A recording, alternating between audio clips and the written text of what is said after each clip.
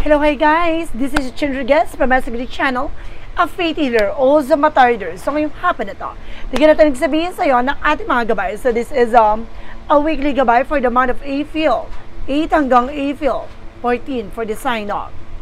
For the sign of Aries. So Aries, welcome to my channel. Ano kayang messages, advices, and spirit guides ang ating masasaga for today's video? Kanino kayang energy or kaganapan sa buhay ng mga Aries ang ating mga hagilap? So guys, this reading is a journey namang dilat makaka-resonate. Tunin lamang po ang makaka-relate sa inyo and comment down below kung kaninong energy ang ating nasagap. And because don't forget to like and subscribe my channel and hit notification bell for more videos of this. Maraming salamat po sa mga walang sawang pag-support sa aking channel, lalong-lalo na ang hindi nag-skip ng ads na way pagpalaing kayo ng Diyos at may kapalisiksik liglig na guumapaw na biyayang manong balik sa inyo. So let's see guys, what is the messages advising ng ating angel spirit for the sign of? For the sign of Aries. So let's see and watch this. Ano kaya kaganapan sa buhay ng mga Aries signs ang ating mga hagilap? So guys, tuklasin at bubulabugin natin angel spirit. Please give me an information po. Okay, there's something strengthened with confident. Lakasan mo loob mo, maging matapang ka, kailangan palaban ka. Diba? Hindi ka pwedeng duwag dito. Kailangan handa kang labanan yung takot at pangamba mo. And there's a Six of Pentacles, there's a giving, receiving something by the universe. Maaaring magtutuloy-tuloy na about sa finances. Maaaring magbubukas na ng pintuan para maging balanse yan at maging maganda na takbo ng sitwasyon mo. No, huwag ka matatakot, huwag ka mangangamba. No, kailangan na harapin mo yung mga bagay na kinakatakutan mo at maging matapang kang harapin yan. No, maging balanse. And because this is something guys with the Knight of Cups. There's something in offer, proposal, engagement, no, that brings you on a higher level of commitment. No, marami kang darating ng mga blessings, something in offer, proposal, no? So let's see what is the additional messages. And there's a Page of Pentacles for investment, no? Invest wisely. No, matuto ka sa kung ano man yung mga bagay na gagawin mo, no? Kung mag-invest ka ng bagay, kailangan maging wise at listo ka. Hindi ka pwedeng pala desisyon. And there's a King of Wands, something vision. Unti-unti mo na makikita yung possibilities, unti-unti mo na makikita at masisilayan lahat ng mga pagbabago na magaganap sa buhay mo. Let's see what is additional messages. And this is something that chariot with an action and movement. No, magkakaroon na ng changes, no? At kaganapan sa buhay mo dito. No, magkakaroon na ng movement, development, and of course you need to take an action for that. What is the Strength card? The Strength card represent with the Four of Pentacles. Now, this is something protect your power, protect your energy. So, protection at pangalagaan mo yung grounds mo. Now, kailangan palaban na, kailangan matapang. What is the Six of Pentacles? Represent by higher fight. The higher find something, a lesson learned. Matuto ka na. No, matuto ka na sa leksyon. Lahat ng mga bagay na napagdaanan mo, maging balanse ka. No? Kumbaga, there's something giving, receiving, no? Kumbaga, kailangan maging balanse ka dun sa bagay na yon. Hindi pwedeng bigay ng bigay, hindi pwedeng tanggap lang ng tanggap. No? Matuto ka na sa leksyon na nangyari sa'yo from the past. No? What is the Knight of Cups? This is something the Three of Pentacles for collaborations. No? There's something socialized, no? Maaaring nga may offer sa'yo dito na magdadala sa'yo ng bagong trabaho. No? There's something in new opportunities, new business ventures. And this is something guys with a unity. May pagtutulungan talaga dito. What is the Page of Pentacles? Page of Pentacles represents with this Eight of Cups, something moving forward. Ay, makaka-move on ka na, ti. No, makakawala ka na dito sa lungkot at mga pinagdaanan mo tungkol sa finances. Tungkol sa pagkakaperahan, no? Kumbaga natuto, naging wise ka na. That's good. What is the King of Wands? Represents with the Temperance, with the solid foundation, no? Kumbaga, tinitignan mo na agad yung magiging posibilidad. Hindi ka na dito lutang, hindi ka na syunga dito sa part na to. No? Kumbaga, nagkaroon ng open mind, gano'n. Kumbaga, nagbukas na sa isip mo, nagbukas na sa diwa mo, nagbukas na sa mata mo, nagbukas na sa kamalayan mo. Lahat ng mga bagay na nangyayari sa'yo, tinitignan mo na agad yung posibilidad. No? Dalang-dala ka na talaga. What is the Chariot card? Represent with the Five of Swords. Nagkaroon kasi ng self-sabotage that because of your actions. Ngayon, nahihinay-hinay ka na sa pagkilos at paggalaw. No, alam mo na yung magiging galawan mo, alam mo na yung magiging eksena mo dito. So, kaya kailangan maging mahinahon. No, huwag kang padalos-dalos. No, kumbaga naging pala, decision ka rin dito at the same time, guys. Nagkaroon ka din dito ng yung parang open. No, yung naging transparency ka with the other people. Kaya nagamit yung mga bagay na kasiraan mo ngayon. No, ginamit yan. What is the strength card? Because the Four of Pentacles. Represent with the High Priestess, something in hidden agenda or hidden enemies. So talaga may mga misteryo sa likod nito. No, kaya kailangan matapang ka. Maraming taong gusto ka pabagsakin. Maraming taong gusto agawin yung mga bagay na meron ka. Kaya kailangan sa mundong ginagalawan mo, maraming tuso, maraming tukso, maraming mga tao magnanakaw ng eksena mo. Kaya kailangan mag-ingat ka kung ayaw mong masapawan o maungasan. What is the Six of Pentacles? Because the Hierophant? Represent with the Seven of Cups, something confusion. Meron pa dito some of you guys na guguluhin. Nililin lang. No? Maaaring dinidistract ka ng mga tao na to. No? Para mawala ka sa focus. There's an item because the Three of Pentacles. Represent the Three of Wands. So there's a waiting for ship. Naghihintay ka na resulta. Some of you, there's something document na papers. Maaaring darating na to. So let's see what is additional messages. No? With the Page of Pentacles, because the Eight of Cups. Represent with the Five of Cups. In reverse, something na acceptance. No, naka-move on ka na. Unti-unti mo na natatanggap. Yung kamalian mo, yung plano mo, na kailangan mo na baguhin, maging wise, maging matalino sa bawat decision. There's a King of Wands because the Temperance.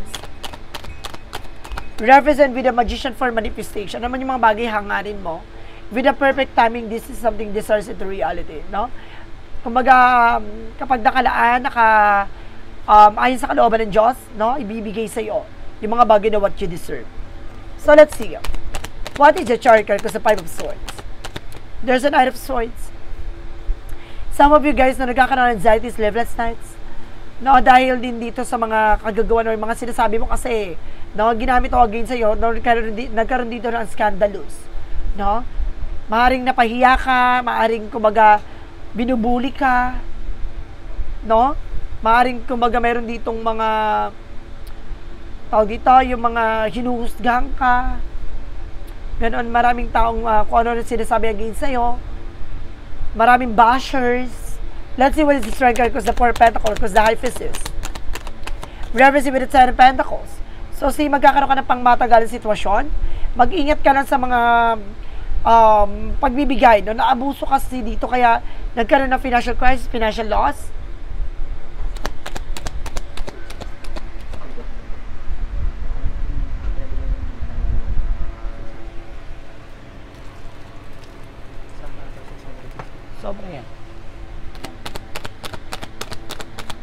There's an article because the Four of Wands and the Three of Wands represent the Four of Wands.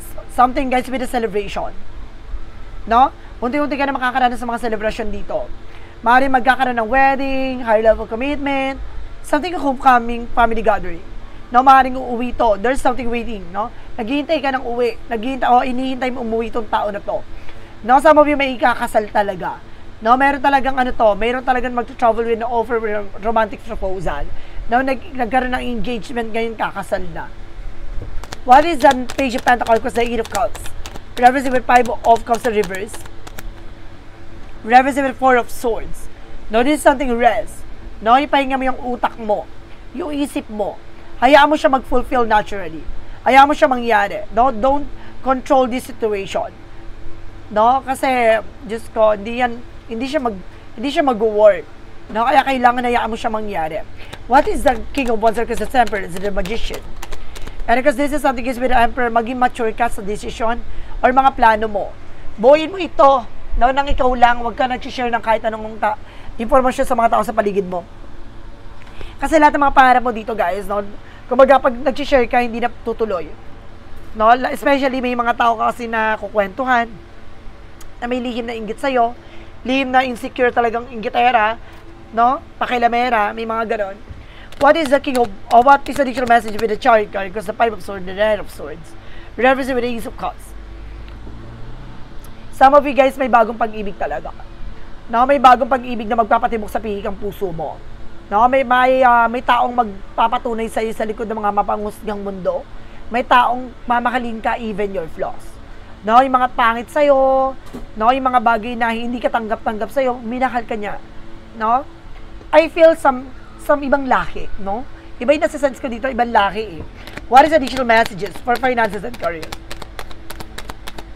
Baka hindi ka pang Pilipino, pang apam, no? And this is something, guys, with the Queen of, the Ten of Cups, no? With something about sa finances, magkakaroon ka na kaligayahan, nag-uumapaw na kasiyahan, no? Magiging masayang ang pagkakaperahan mo diyan. And this is something the Ace of Swords, the breakthrough. Magtatagumpay ka, no? Ibig sabihin dito maaaring manalo ka sa loto, sa mga jackpot, sa mga promo, sa mga raffle, gano'n. And of course, some of you guys, no, maaaring magtatagumpay ka rin sa langarangan ng business. No, maaaring malakas ang charisma mo, malakas ang atake mo. No, may swerte ka talagang dala. Let's see what is additional messages. And there's the Sun card. No, there's something positive outcome. Na magiging maganda talaga ang yung finances, guys. No, ngayong linggong to, lalago ng yung panganap buhay. And there's the King Mind, no? Kumbaga, no more delays and no more cancellations, no, as of now. Baguhin mo lang daw yung pananaw mo. There's a King of Swords. Putulin mo yung mga bagay na hindi nagsaserve sa'yo. Putulin mo na yung nakagawian mo. Yung maling system at the same time, yung pag-share ng kahit anong informasyon. No, itong tao na to, pinagkwentuhan mo. Hindi mo alam yung tao na to, chismosa, marites pala. Diba? At the same time, may inggitera pala siya. No? Yung pala, ang dami-daming chinichismis against sa'yo. Sinisiraan ka. Diba? Let's see what is the additional messages. And there's a two of us. Piliin mo lang yung mga tao pagkakatiwala ang pagdating sa finances. Sa pera, maraming tuso. What is additional messages? Pagdating sa love life, there's a wheel of fortune with a good luck, with the destiny is yours. Na magiging maganda talaga ang kapalaran pagdating sa buhay pag-ibig. Makikilala mo talaga yung tao magpapatibok sa pikang puso mo. And there's a Page of Swords. Some of you guys know there's a stalking, watching, looking at you. No? Or either being curiosity. Kilalanin mo muna.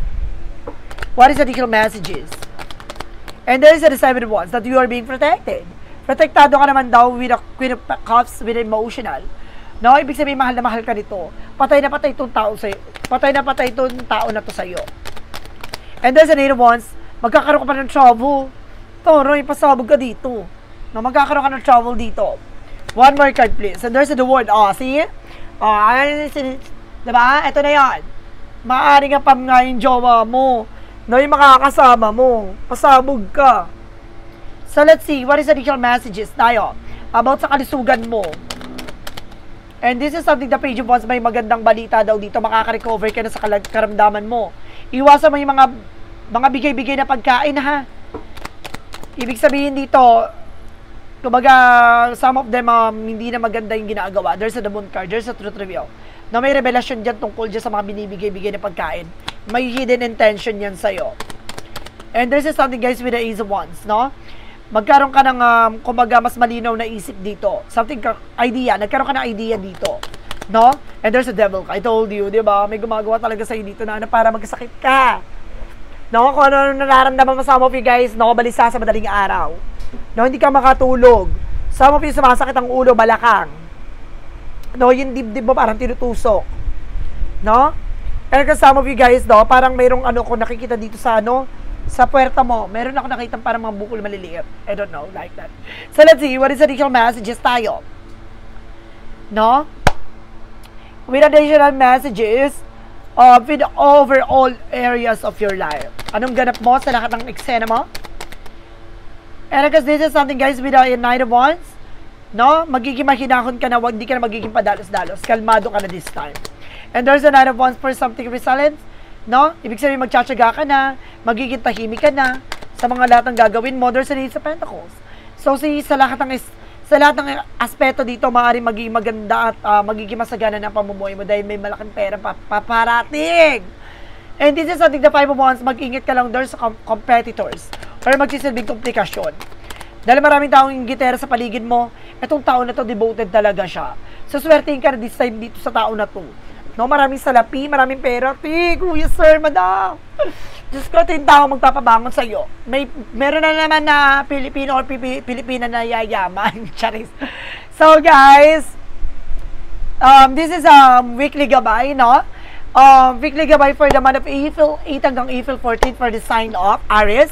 If you want to watch a video or continue for extended weekly gabay, may extended tayo. Hindi nyo kinaya yan.